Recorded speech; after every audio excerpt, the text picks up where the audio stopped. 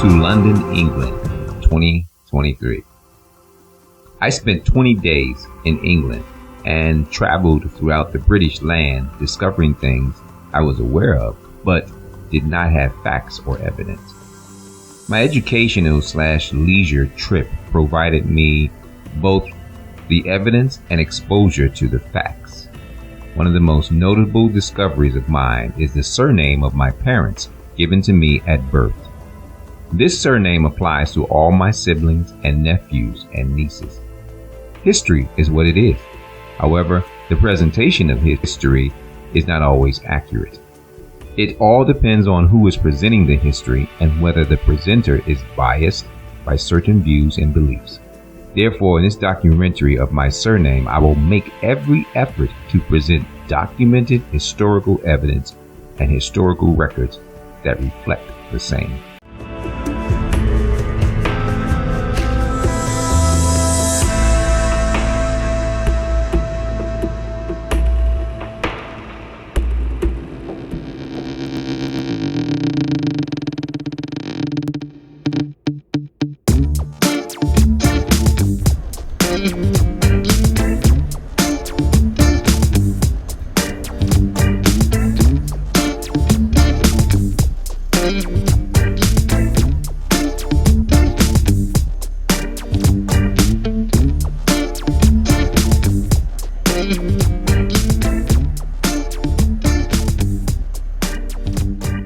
Thank you, sir. Your name, including your surname, was given to you at birth, in most cases by your parents. But there is a world of difference between what your name is and what your lineage is. Most Black people are more attached to their name instead of their lineage.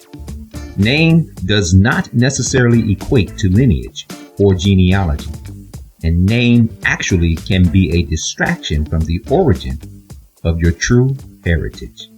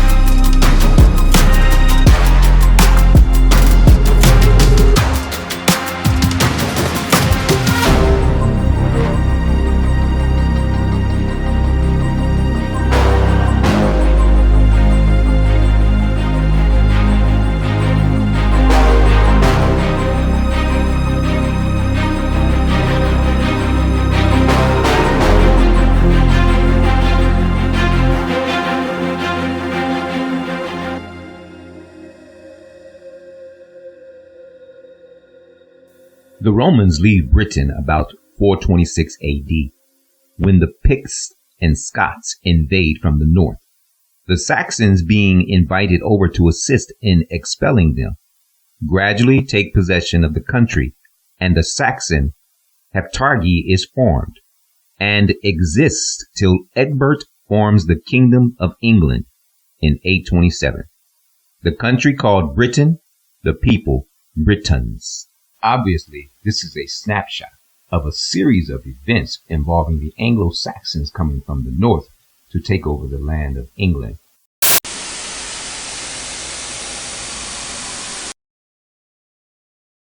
Your name, including your surname, was given to you at birth, in most cases by your parents.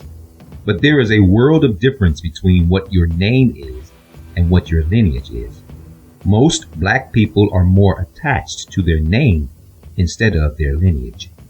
Name does not necessarily equate to lineage or genealogy, and name actually can be a distraction from the origin of your true heritage. This is the official family coat of arms for the name Durden, and impressive as it may appear, it has nothing to do with the people of the African diaspora. If you are black and your surname is Durden, suffice it to say that you are not the Durden associated with the European Anglo-Saxon name and coat of arms. I will delve into the historical trace of the name Durden. The following is information from my library of a document I purchased while in London, England. Please bear with me reading this portion. I will make every attempt to highlight this history and cut to the chase. In the next section of this documentary, I will conclusively show the difference between the name and the lineage. They are not the same as most may think. The connection between the historical Durden name, coat of arms, and the African diaspora becomes clear.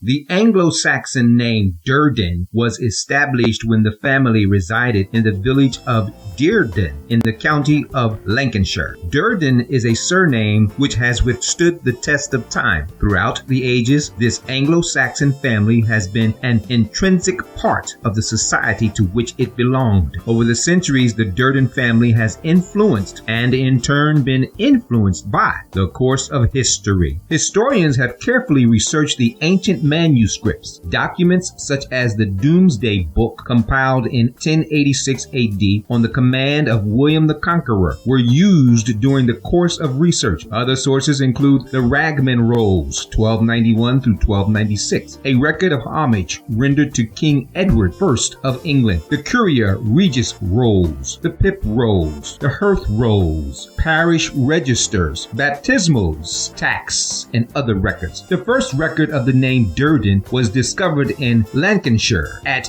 Durden near Edenfield, Bury, where the name derives from the Old English word Dior, meaning deer, and Denu, which meant valley, collectively meaning the valley of the deer.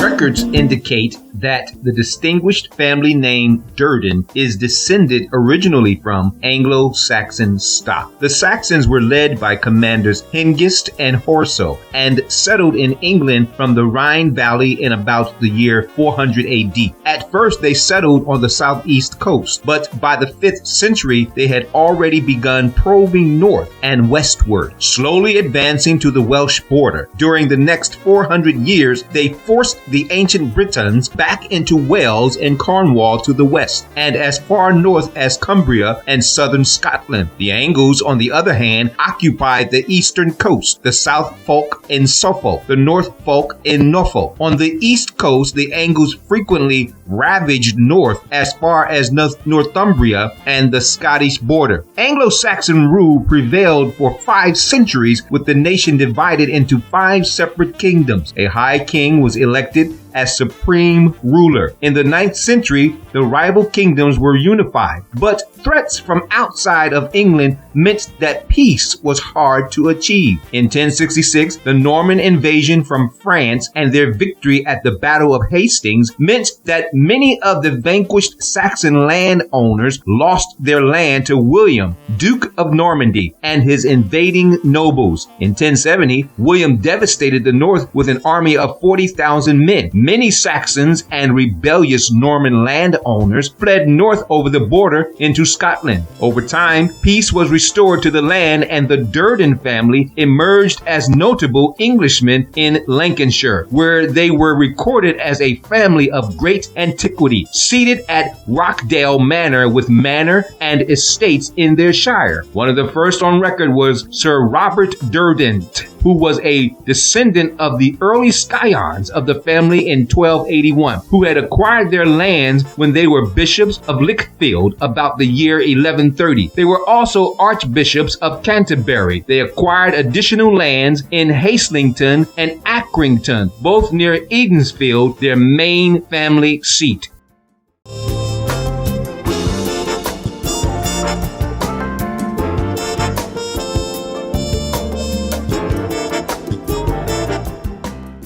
The Great Migration.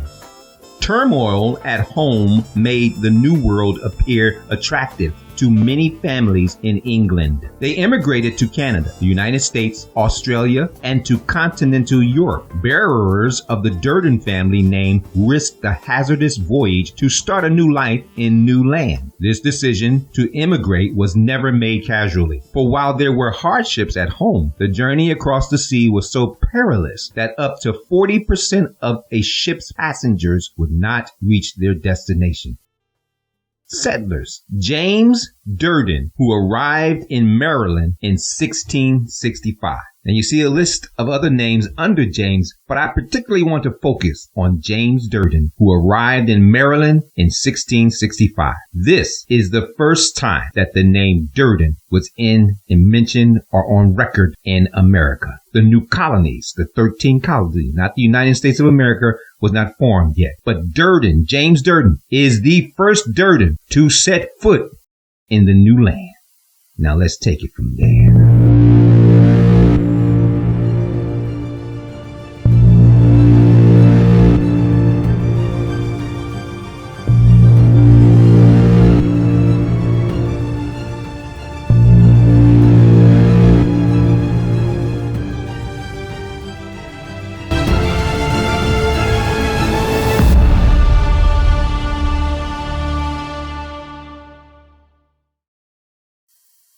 Coming to the 13 colonies in the New World was a young man by the name James Durden. That New World one day would grow into what is now the United States of America. Here is a brief introduction to Mr. Durden's foundation in the New World. You can see that Mr. Durden married Rebecca Woolchurch, who they had a daughter and named her Sarah Durden. Quite naturally, the lineage begins until somewhere in the history of the slave, immigrants, and migrants, the name Durden was given to some of the Hebrew slaves who came from Negro land.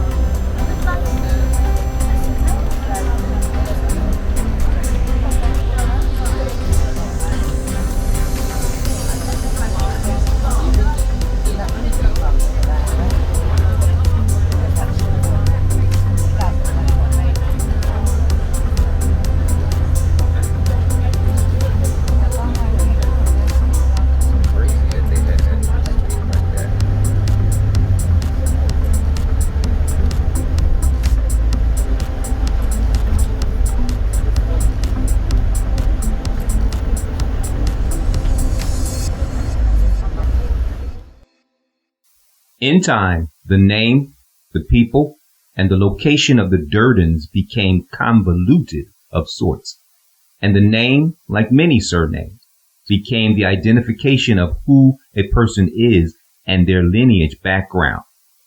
The true original Durdens began to slowly fade into infinity. I have not been able to pin down when and where the name was transferred, but it is clear the name is not African, nor is it even American. Durden originates in Lancashire, in England, amongst Anglo-Saxons who are of a Germanic dialect. I will continue to dig to narrow down when the name Durden was transferred and by whom and why. Please drop me a word or two if you already have that knowledge of when and where. Until then, let's begin with the manifest of names of Hebrew slaves at the outset of the transatlantic slave trade. This is Black history like you've never heard before. The Father been calling me to wake up my people. Wake up my people. Wake up my people. The Father been calling me to wake up my people. Wake up, Jacob. Yeah, yeah. Wake up, Jacob. Need to wake up. Wake up, Jacob. Need to wake up. Wake up, Jacob. The Most High Elohim is into names. Several places in the Bible, he changed the name of his people. Take, for instance, Abram, changed to Abraham. That's found in Bereshit, chapter 17, verse 5, Genesis, which means father of many nations. Sarai changed to Sarah, Bereshit, chapter 17, verse 15, the book of Genesis, which means nations. Yaakov changed to Yisrael, Bereshit, chapter 32, verse 28, the book of Genesis, which means strive with Elohim and overcome men.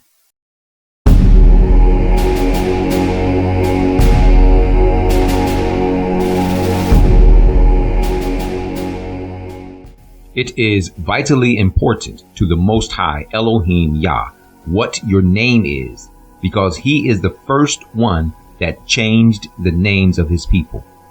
The Bible says in Chazan, Revelation 2:17, that the Most High will change the names of those who overcome. He who has an ear, let him hear what the Spirit says to the assemblies. To him who overcomes, I shall give some of the hidden manna to eat, and I shall give him a white stone, and on the stone a renewed name written, which no one knows except him who receives it. The heritage of men is revealed in the name of men, and the name of men has been brutally given by the oppressor of men. Hence, the slave surname of most black people in America is not the name of our lineage. Instead, the name conferred upon us, whipped into us, and stripped of our natural cultural belief. The next clip is an excerpt from my video, The False Message of Christianity. This clip reveals many of the names of the Hebrew slaves taken from the slave coast in Negro land.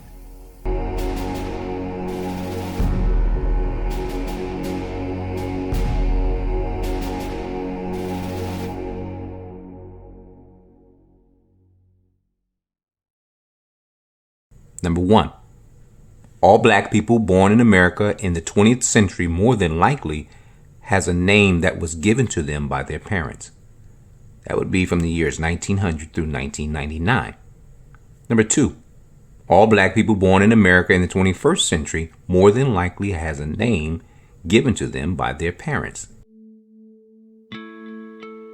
Now, shifting factual gears a little and covering the years 1619 through the 1800s, all black people born in America had a name more than likely given to them by their oppressor, the slave owner, the massa, the white plantation king. Those are the irrefutable facts. It is also a fact the surname of most, if not all, blacks come from the oppressor, the slave owner, the massa, the white plantation king. These are just facts, void of any racial innuendos or racially motivated feelings. Toby! It's Toby! Now say it! Toby! Damn you! You black nigger bastard. You will not move. Do not forget this scene, because the introduction to Christianity was literally beat into the slaves during the transatlantic slave trade, just like our names were beat into our ancestors during the transatlantic slave trade. Now, before I delve further into the name Jesus Christ, the next few images show the actual names of slaves on the manifest of many of the ships that brought them to the land of their captivity. The following information is taken from www.disciplesofthewayministries.org, and I highly recommend and encourage you to do your own research. But notice the names of many of the Hebrew slaves all incorporate in some way the name of the Most High, Elohim Yah. This is not a coincidence. It is the facts as they existed in the 14th, 15th, 16th, and 17th century.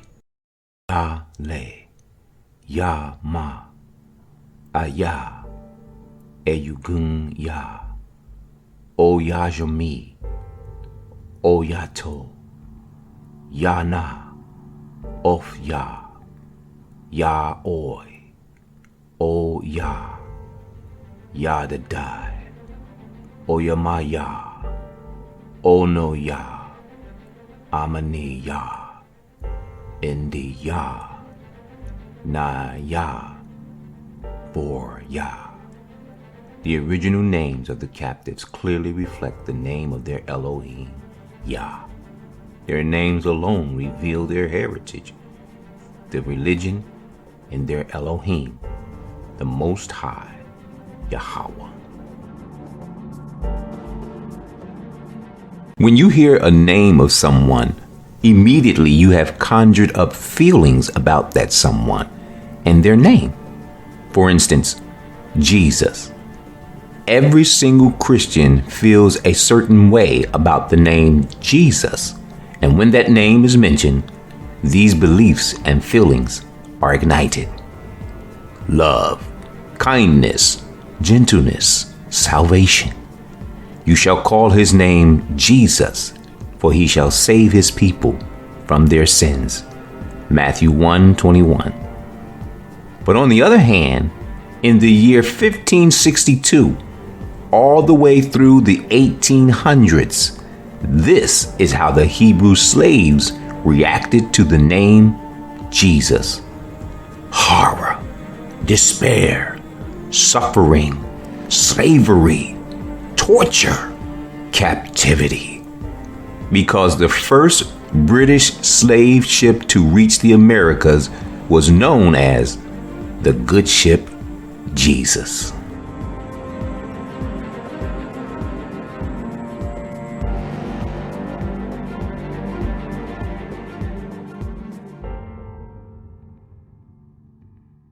King Henry VIII first purchased the 700-ton vessel, then christened Jesus of Lubeck, from Lubeck in Germany.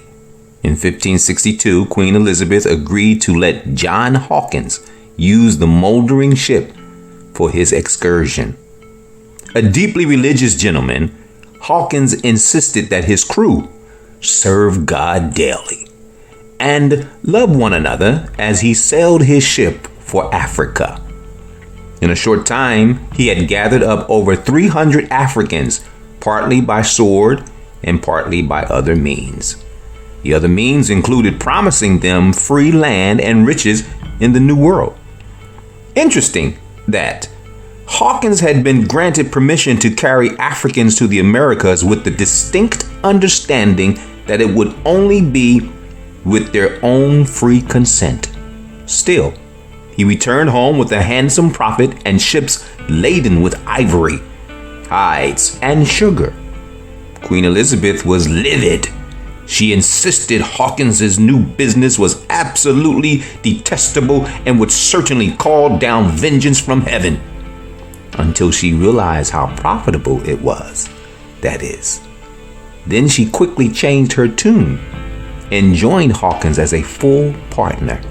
Soon, the new slave ship became known as the good ship Jesus.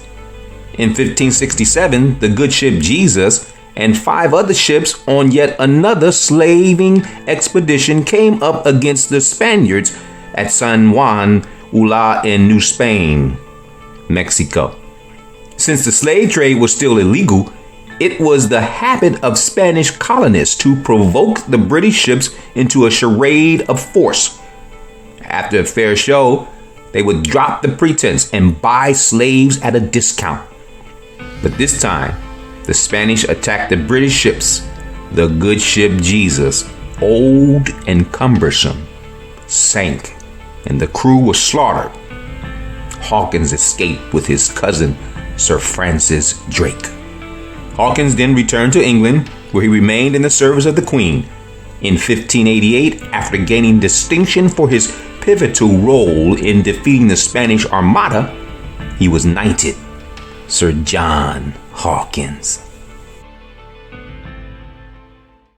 This information reveals that Christianity and slavery were two halves of a whole religion that was forced by conquest, torture, beatings, and death over the Hebrew slaves. But Scripture already revealed the actions of the oppressor and the demise of the Hebrew.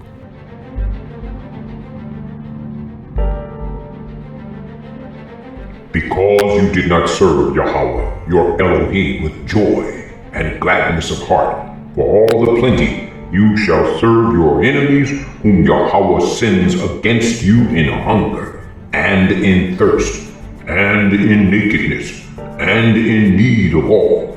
And he shall put a yoke of iron on your neck until he has destroyed you.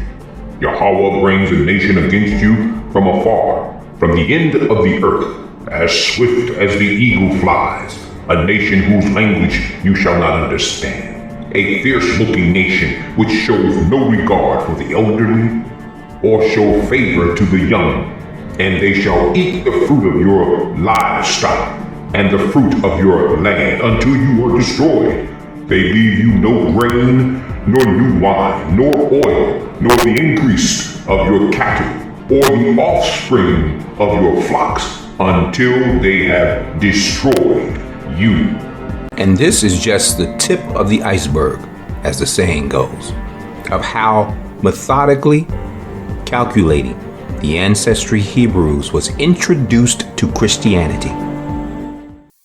You may ask, what difference does it make what your name is? Because a changed name indicates a new start, a new beginning, a new life. The Bible says in Shemoth, Proverbs 22:1, a good name is preferable to great riches. Now please stay tuned for another video at the end of this documentary that identifies the lie of American history and Black history as the same.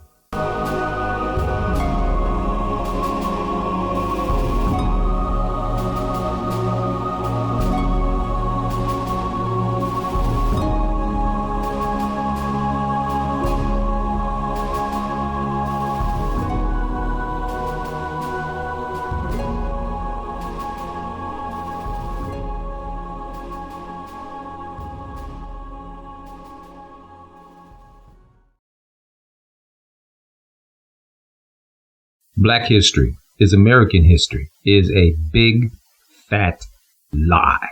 Here, let's do the math. In the year 1507 AD, the name America first appeared on a map by the cartographer Martin Butzmiller.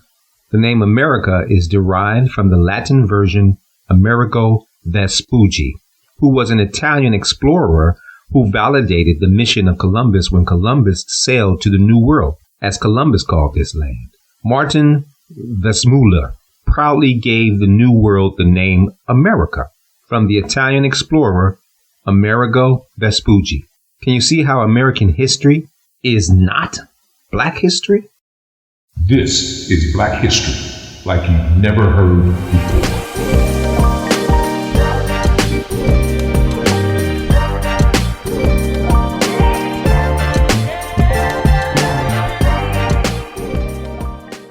Black history is American history, or American history. If you would like to view this complete video titled American History is Black History, please visit my YouTube channel at Hadar Yaakov, where you will find over 200 videos, including teachings on Hebraism, documentaries on Christianity, advertisements on my literary work, and much more. Please like and subscribe to my channel and share what you have learned from the messenger of the Most High Elohim Yah.